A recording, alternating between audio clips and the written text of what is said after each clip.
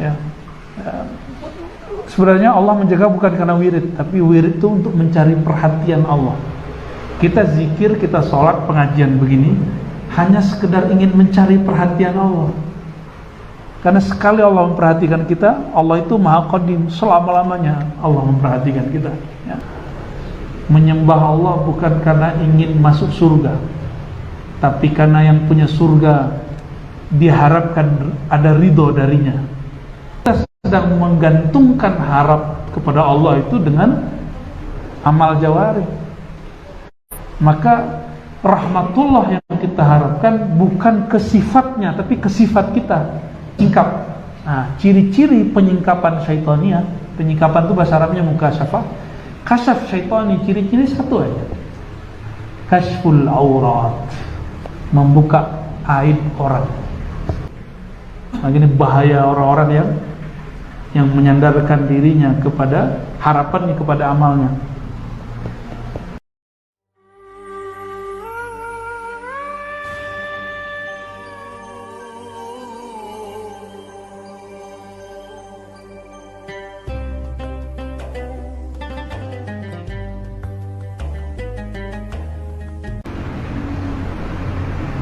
Ujian itu dua, zahir batin. Ujian zahir, ekonomi, badan sakit, cekcok keluarga, itu zahir. Ditinggal teman, itu zahir. Ujian batin, ujian maksiat, ujian su'ul adab, su'uzzan. Jika ini terjadi, terjebak nih di maksiat, mau terus maksiat atau kembali. Harapnya kita kalau taat supaya diterima, dengan harapnya dalam bermaksiat atau setelah bermaksiat itu kita diampuni, harusnya sama-sama kuat. Karena Allah yang menerima taat itu sama dengan Allah yang menerima taubat, sama. Jadi nggak ada kata-kata putus asa di situ. Ini ayatnya jelas. La taqnatu min rahmatillah, itu ayatnya, usulnya bab ini. Pokok kaidah dari teks pertama itu adalah jangan berputus asa terhadap kelapangan rahmat Allah Subhanahu wa ta'ala. Ini jadi harapan bagi kita. Jangan dikira antum nggak punya maksiat. Maksiatnya para muallim itu lebih dahsyat karena maksiat qalbiyah. Orang awam mesum pikirannya wajar, tapi kalau kita mesum itu dosa kita lebih gede. Dosa kita lebih gede. Dan karena belajarnya lebih dahsyat, biasanya ujiannya lebih dahsyat di pikiran. Maka jangan heran kalau satu dua ustadz terjebak, terlibat dalam hal-hal seperti itu. Itu dimaklumi, manusiawi kok, bukan malaikat. Setelah kita mengkaji kitab kuning, itu jadi malaikat nggak? Antum jadi maksum nggak? Dan harus mengakui dalam hati sendiri, kita ini kolbu kita nggak ada yang bersih, nggak ada yang bersih sama sekali. Minimal antum iri sama orang lah, iri sama teman, iri sama orang yang lebih diperhatikan dibandingkan kita, itu juga dahsyat, itu ujian juga.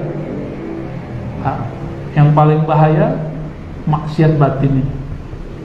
Maksiat batin itu al-kibr, sombong, na'udzubillah min dzalik. Merasa lebih alim, merasa lebih suci, lama-lama jadi panitia surga. Itu udah gawat, itu udah istidroj sudah. Dan sudah banyak yang kena begitu. Maka perlu kita belajar hikam lagi dari basic yang dasar-dasar lah, ya.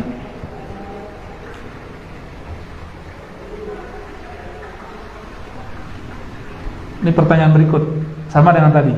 Tuhan di sini sama di Mekah sama? Oke.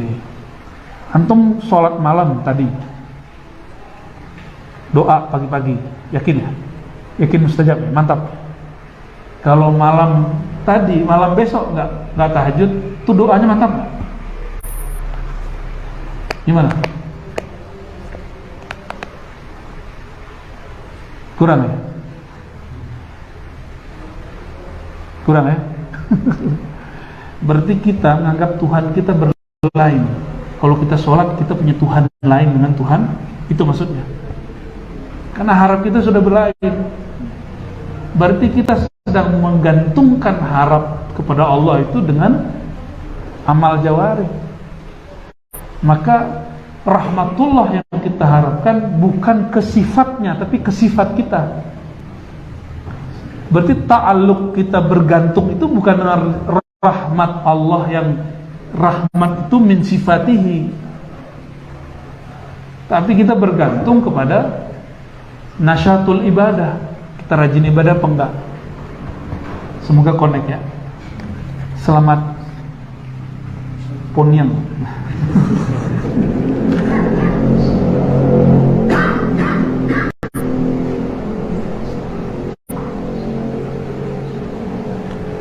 Maka dalam hal ini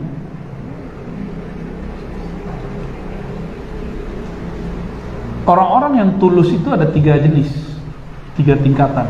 Ada ketulusan ahli ibadah, abidin.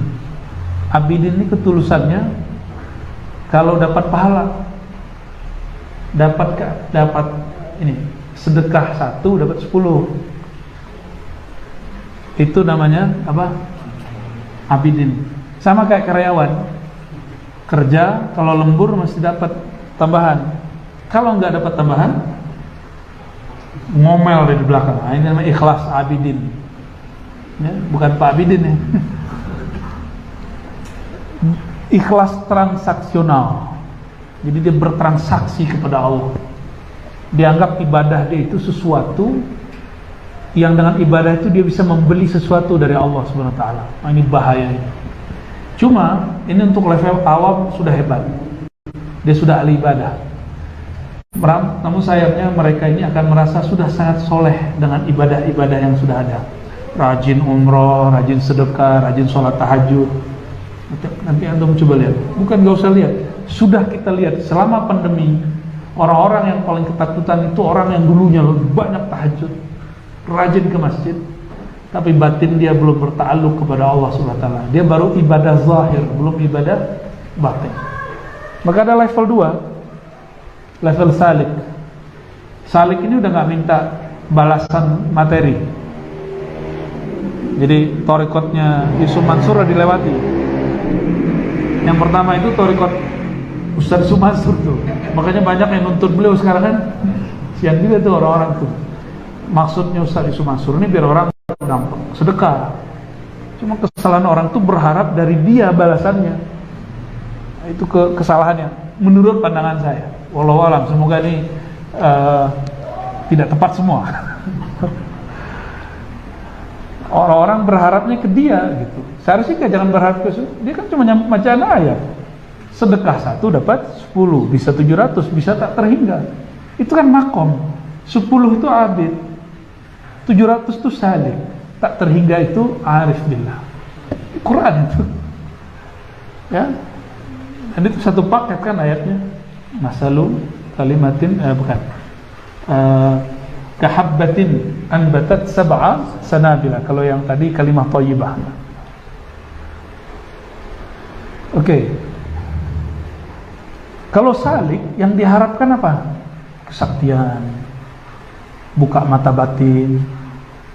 Nah, ini ujian orang bertorikoh, ujian wiridan, ingin baca-baca isi hati orang. Nah, itu gimana? Ya. 1 aja belum beres gitu ya. Ini level 2 nih banyak di kalangan orang pengamal tarekat zikir. Karena pengamal tarekat belum tentu jadi sufi, dia baru salik. Ujian mereka lagi zikir tersingkap. Nah, ciri-ciri penyingkapan syaitania, penyingkapan itu bahasa Arabnya mukasyafah.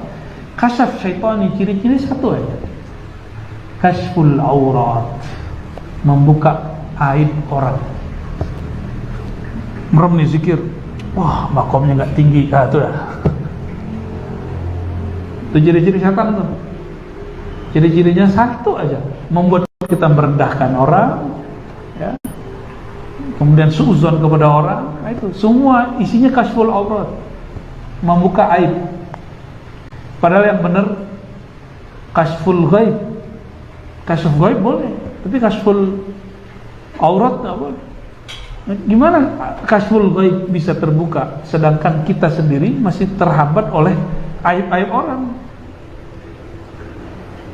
Tambah titik satu lah ya, dari kasyful aib kepada kasyful gaib ya. Baik. Maka para salik ini bertingkat-tingkat. Yang paling tinggi dia mencari sakinah, dia zikir cari ketenangan, zikir cari sa'adah, bahagia. Jika dia zikir mencari bahagia, wirid cari bahagia, bertorikoh cari bahagia, hijrah cari bahagia, dia sudah masuk level salik paling tinggi.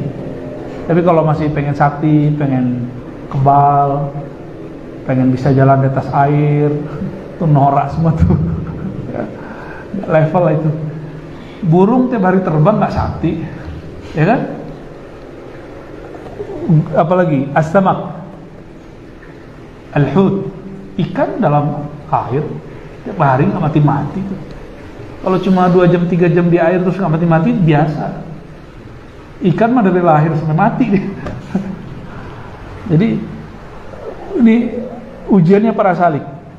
Nah, ketika dia berzikir, ketika dia sedekah, baik abid atau yang salik, udah sedekah nih lewat Ustadz A, nggak wujud yang 10 itu atau yang 700 itu, muncullah syak. Ngamuk-ngamuklah kepada Ustadz Yusuf Mansur, ngamuklah ke Buya kita nih misalnya, ngamuklah ke siapa. Terjadi nggak? Terjadi hari ini.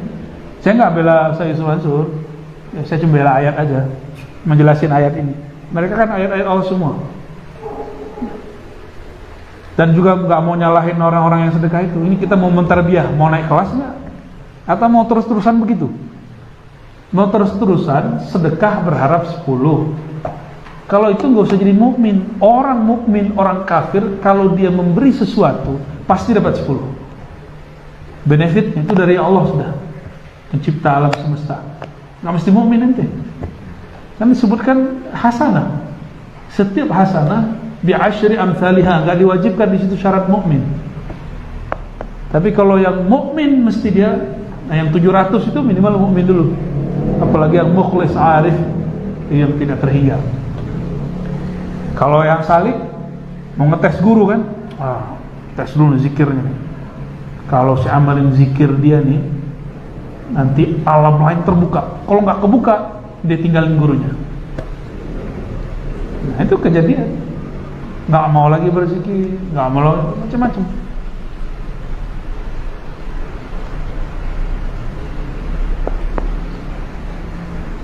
Berarti dia beragama ala-ala dia. Itu yang disebut aksarina amalan ya. Yang ketiga itu tingkatan tertinggi arif, menyembah Allah karena Allah layak disembah. Muji seseorang karena ingin ditraktir dengan muji seorang karena dia layak dipuji, beda nggak? Antum nih dipuji, ente keren banget, ya? Gimana? Biar dibayarin makannya. Jadi nanti kalau orang tuh muji lagi, kita bilang, ente mau dibayarin apa lagi nih? Ya? Banyak loh orang memuji Allah karena ada mau, puasa karena ada mau, tahajud karena ada mau, wiridan karena ada hajat. Kalau nggak ada hajat nggak wiridan. Kalau dia sudah wiridan, hajat nggak wujud juga yang disalahin Tuhan. Nah ini bahaya orang-orang yang menyandarkan dirinya kepada harapannya kepada amalnya. Orang ini belum disebut mutawakkil. Ya. Kalau yang ketiga itu memuji Allah karena Allah layak dipuji, bukan karena dia menantang Allah, bukan karena Allah memberikan dia kesaktian. Menyembah Allah bukan karena ingin masuk surga, tapi karena yang punya surga diharapkan ada ridho darinya, ada ridho dari yang punya surga. Kalau yang punya surga ada ridho pasti masuk kan? Ya, suka-suka antum. Orang kalau udah senang, ini anggap rumah sendiri ya kan? Itu kalau udah senang. Kalau nggak senang, kamu siapa? Dari mana? Mencari siapa? Begitu. Tapi kalau sudah ridho, anggap rumah sendiri, ya. cuci piring sendiri. Itu ilmunya Pak Letkol itu ya. Baik. Maka al-arif billah itulah orang yang disebut cinta sejati, mahabbah zatiyah. Kita senang seseorang mungkin wajahnya cantik, gagah, ilmunya keren, zikirnya luar biasa, ceramahnya bagus. Coba nanti kalau ada yang dia lakukan kita nggak senang, gimana? Dia melakukan hal yang menurut kita nggak pantas menurut kita. Kalau emang murid yang shadiq, kita nggak ninggalin taklimnya, kita katakan wajar dia manusia, saya maklumi kesalahan dia, itu aja selesai. Bukan ngomong wah ustadz kampret dah gitu. Kalau udah kalimat itu keluar, ustadz apa, ustadz keluar kata-kata begitu, nauzubillah min dzalik. Berarti selama ini kita menganggap dia ustadz karena sesuai dengan nafsu kita tentang ustadz, konsep kita tentang ustadz. Kan di Minang nih banyak simpang carui, simpang ampe. Setiap sampai di situ orang bercarui ya. Nggak nyambung nih. Ya sudahlah. Baik, ayuhal ikhwah, jika kita saja tidak senang dengan orang yang memuji modus, kira-kira Allah bagaimana? Walillahil matsalul a'la. Allah memiliki perumpamaan yang lebih tinggi dari itu. Maka jika ingin menjadi kekasih Allah, mulailah puji dia, karena dia layak dipuji. Karena dia mengatakan, ya ayyuhallazina amanu dzkurullaha dzikran katsira. Maka kita zikir banyak-banyak. Wazkur rabbaka katsira wasabbihu bukratan wa asila, misalnya gitu. Banyak-banyak zikir, bertasbihlah pagi sore, bukan karena ingin kaya. Kan ada nih, baca ini pasti kaya, gitu. Itu faidah. Faidah itu lain dengan maqasid. Maqasid kita imtisal awamirillah. Karena patuh kita sebagai hamba, maka kita berzikir, bukan mengharapkan yang tadi. Sama antum zikir, belajar apa segala macam, ingin khusyuk, nggak dikasih khusyuk, oh ya sudahlah, saya nggak usah zikir. Berarti gagal dia, dihikam, dihajar tuh orang begitu. La tatruk adzikra li'adami hudurika ma'allah. Jangan tinggalkan zikirmu karena kamu tidak hadir hatimu kepada Allah Subhanahu wa taala. Oke, itu yang pertama ya. Maka para arif ini pujiannya hampir boleh dikatakan kita nggak sadar lagi, kita nggak sanggup melihat ujian apa yang ada pada dia. Karena Nabi mengatakan asyadun nas balaan al-anbiya summal amsal summal amsal. Yang paling berat diuji para nabi, lalu yang satu derajat di bawahnya aulia, dan derajat di bawahnya terus akan ngalami. Nabi itu dituduh apa aja? Pertama dituduh kazib, yang kedua dituduh kazib dulu, kok sakti, sahirun, kok ngomongnya gak ada yang orang Arab tahu omongan itu, tapi kok bagus, majnun. Nabi bisa diberitahu Allah tentang sesuatu yang makhluk gak lihat. Nabi kan tidak tahu alam gaib, tapi kalau diberitahu jadi tahu. La ya'lamul ghaiba illallah. Kalau Allah tak kasih tahu, kalau Allah kasih tahu, selesai barangku. Dan Nabi bisa ceritakan kalau dikasih tahu. Apa kata mereka? Kahinun, kahin, dukun, bukan dukun dan pesulap merah ya.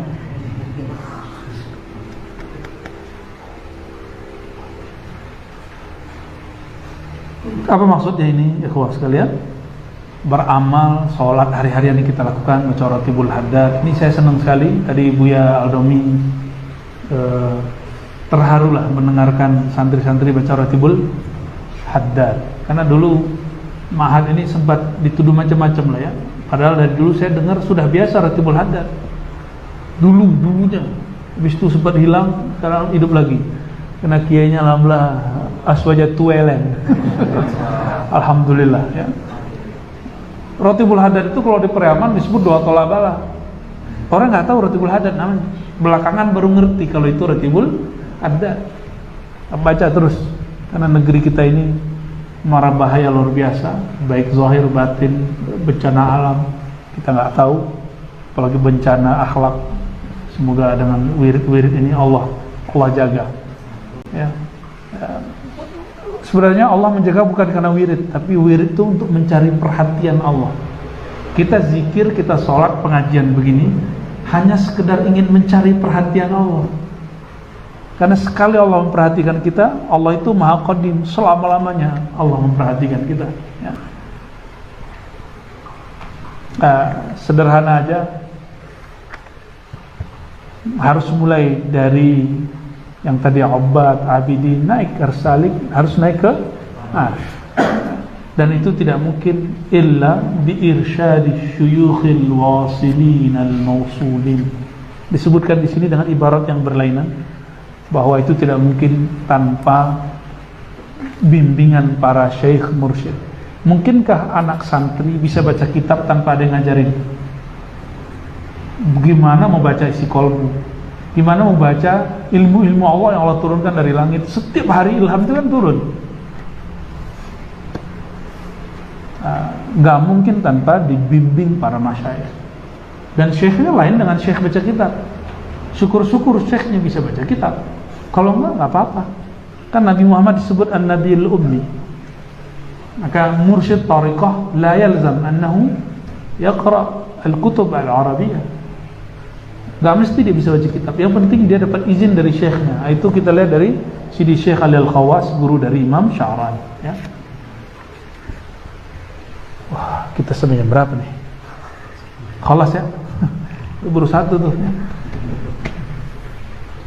Barangkali itu ikhwah sekalian, tabarukan, ngambil hikam ya. Semoga hikmah ini bisa menampar-nampar diri saya dan kita semua, meluruskan nafsiah kita yang bengkok kepada nafsiah yang tunduk mutmainnah. Amin ya rabbal alamin. Kita doakan semua para masyayikh, para asatis dan santri, muassis, keluarga ma'had, dan siapapun yang punya andil di tempat ini, Allah berkahi hidupnya, Allah berikan ma'rifah al-irfan. Amin ya rabbal alamin. Al-Fatihah. Bismillah. Ya kan dia nasib serta warahmatullahi wabarakatuh. Amin. Wa sallallahu ala sayyidina Muhammad walhamdulillah wassalatu wassalamu ala sayyidina Rasulullah. Assalamualaikum warahmatullahi wabarakatuh.